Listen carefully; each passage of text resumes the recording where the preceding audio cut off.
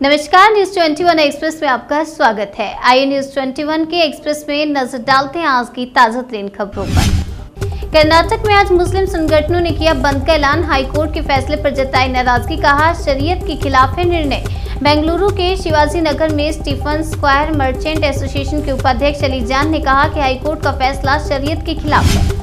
DRDO ने record 45 दिन में बनाई बहुमंजिला इमारत, यहां तैयार होंगे लड़ाकू विमान। रक्षा मंत्री राजनाथ सिंह ने किया उद्घाटन। इमारत के भीतर एडवांस्ड मीडियम कॉम्बैट एयरक्राफ्ट परियोजना के तहत लड़ाकू विमान और फ्लाइट कंट्रोल सिस्टम के लिए वैमानिकी विकसित करने की सुविधा होगी। महाराष्ट्र के नागपुर में 22 साल की युवती का जला हुआ शव बरामद, पुलिस ने शुरू की जांच। नागपुर में 22 वर्षीय लड़की का जला हुआ शव बरामद होने से क्षेत्र में सनसनी फैल गई। सूचना पर पहुंची स्थानीय पुलिस ने मामले की जांच पड़ताल शुरू की।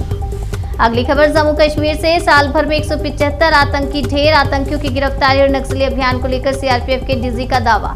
सीआरपीएफ के डीजी कुलदीप सिंह ने कहा कि सीआरपीएफ जवानों ने 1 मार्च 2021 से 16 मार्च 2022 तक जम्मू कश्मीर में 175 आतंकियों को मार गिराया। वहीं 183 आतंकियों को गिरफ्तार करने में सफलता मिली है।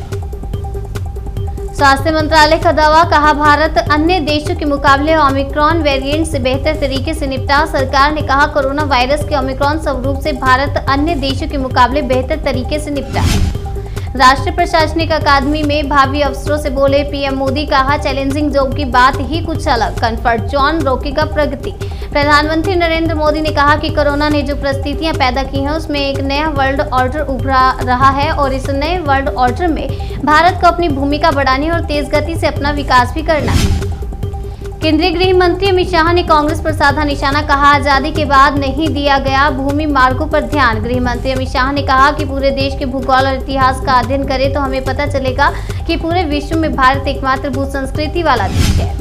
खार्किव में रूसी धमाके में लोकल स्कूल और कम्युनिटी सेंटर तबाह। रूस और यूक्रेन के बीच जारी जंग के 3 हफ्ते हो चुके हैं। जंग को खत्म करने की कोशिश जारी है, लेकिन इस बीच यूक्रेन में खासी तबाही हुई है। अमेरिकी राष्ट्रपति जो बाइडेन ने रूसी राष्ट्रपति व्लादिमीर पुतिन को यूक्रेन पर आक्रमण को लेकर युद्ध अपराधी बताया।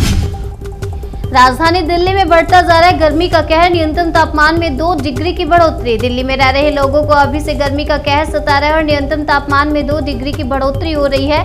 दिल्ली में तापमान 43.5 डिग्री सेल्सियस तक पहुंच गया है और अब तक का सबसे अधिक तापमान है। अमित शाह ने कहा द कश्मीर फाइल्स ने दुनिया के सामने सच को किया उजागर। महबूबा बोली कश्मीरी पंडितों के दर्द को हथियार बना रही सरकार। उत्तर प्रदेश, मध्य प्रदेश, गुजरात, कर्नाटक, हरियाणा, गोवा और त्रिपुरा सभी भाजपा शासित राज्यों के बाद उत्तराखंड फिल्म को कर मुक्त करने वाला 8वां राज्य बन गया।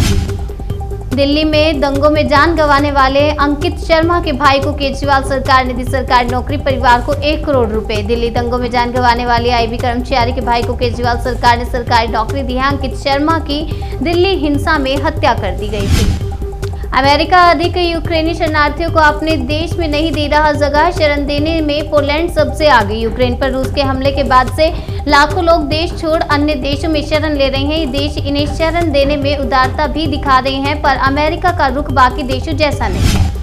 व्लादिमीर पुतिन की अपने ही लोगों को धमकी, बोले देशद्रोहियों को कर देंगे खत्म। रूस ने 24 फरवरी को यूक्रेन पर हमला कर दिया था। तब से अब तक यूक्रेन की सेना आक्रमणकारियों का जमकर मुकाबला कर रही है, लेकिन यूक्रेन के कई शहर हमले से खंडर हो चुके हैं।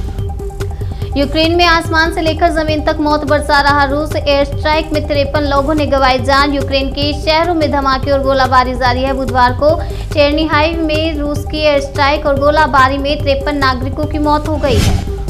पंजाब के सीएम भगवंत मान ने भ्रष्टाचार रोकने को लेकर लिया बड़ा फैसला, जारी करेंगे पर्सनल व्हाट्सएप नंबर। पंजाब के नए मुख्यमंत्री भगवंत मान ने कहा कि ईमानदार ऑफिसर्स के साथ हमेशा खड़ा हूं। पंजाब में अब हफ्ता वसूली बंद होगी। भगवंत मान को पीएम मोदी का मिला आश्वासन, केंद्र सरकार साथ मिलकर करेगी काम। पीएम मोदी ने भगवंत मान को साथ मिलकर पंजाब के लोगों के लिए विकास कार्य करने का भरोसा दिलाया। पीएम मोदी की ओर से भगवंत मान को बधाई भी दी गई। अनुच्छेद 370 हटने के बाद पत्थरबाजी की घटनाओं में कमी, बोले सीआरपीएफ डीजी। शहीदों के परिवारों को मिलने वाली राशि में भी हुआ इजाफा। जोखिम कोर्ट से वित्तीय सहायता के तहत आतंकियों के खिलाफ कार्रवाई में शहीद होने वाले जवानों के लिए राशि को 20 लाख रुपए से बढ़ाकर 30 लाख रुपए कर दिया गया। साउथ अफ्रीका ने लगाया जीत का चौका, न्यूजीलैंड को 2 विकेट से दी मात। साउथ अफ्रीका की टीम ने आईसीसी महिला वर्ल्ड कप में लगातार चौथी जीत हासिल की है, वहीं न्यूजीलैंड की यह तीसरी हार है। न्यूज़ 21 एक्सप्रेस में फिलहाल के लिए इतना ही। तब तक के लिए बने रहिए हमारे साथ और देखते रहिए न्यूज़ 21।